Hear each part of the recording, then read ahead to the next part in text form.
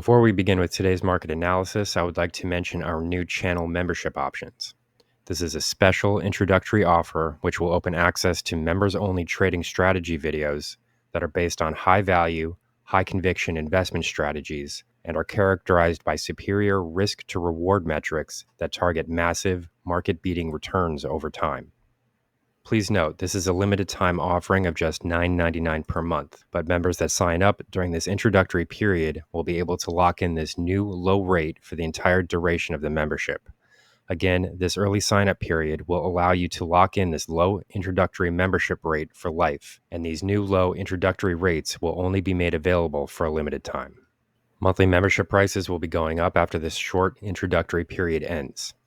With these comprehensive, members-only trading strategies, I only choose high-quality, high-conviction stocks that are easily accessible, with relatively low share price values that are designed for easy trade positioning, and combined long-term trading gains are expected to far outperform the monthly membership rate of just $9.99 per month. Join now to lock in your low introductory rate and start trading stocks with the pros. Now back to the video. Here we have the 4-hour price chart for Amazon.com Incorporated, stock ticker AMZN. So as we can see here, the stock is trading under a fair amount of selling pressure. We can kind of zoom in here a bit and take a look at the more recent price action that has been occurring here. So, overall, we can really point to this, there's really some bizarre trading action in here. If we point to the Thursday, July 25, trading session in particular, we can see that prices did fall to lows of 176.80 on a very short-term basis. Like there was definitely a spike reaction here, which did occur. We can kind of zoom in here even a bit more and just take a look at this price candle. It's a very strange looking price candle with a very small body on it and a very long wick. So this does suggest that buyers are starting to emerge to some extent at these lows. But there has been a fair amount of damage that has been done to this chart in the process. So we do need to go over some specific trading levels here in order to identify possible trading outlook for the stock going forward. So currently, we can see that there has been a very broad downtrend here. This really did occur after the stock sort of reached its all-time highs just above 201. This started to occur during the middle of July after sort of flattening out at these levels just above $200 per share.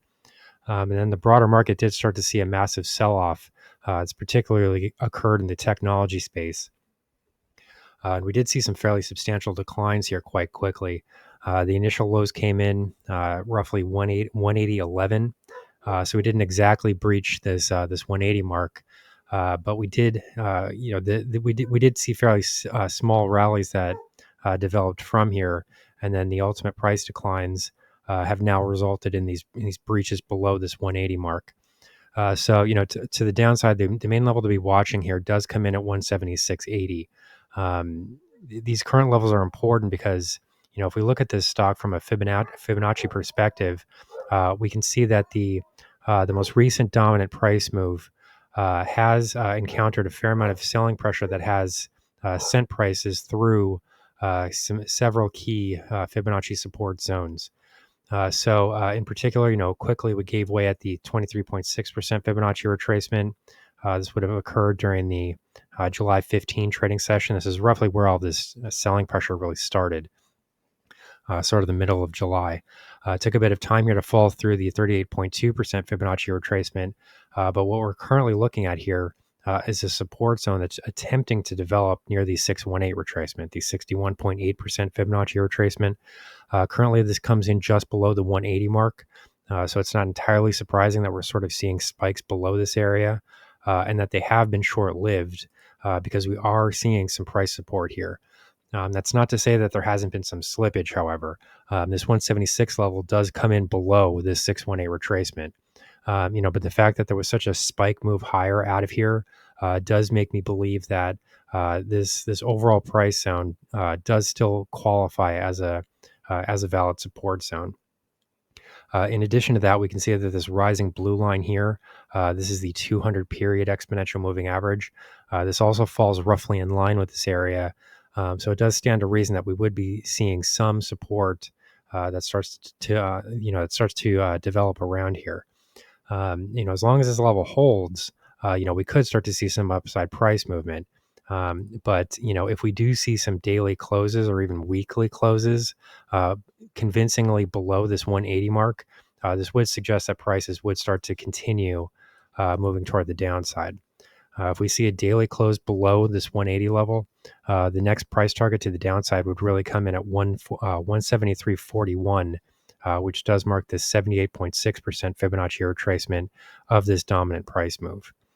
To arrive at this price move, we're really looking at the April 25th lows, which came in at 166.33. And then these extend back toward the all-time highs, which came in at roughly 201. So, if we're using this dominant price move here, we can see that this 786% retracement level is really the next level below from here.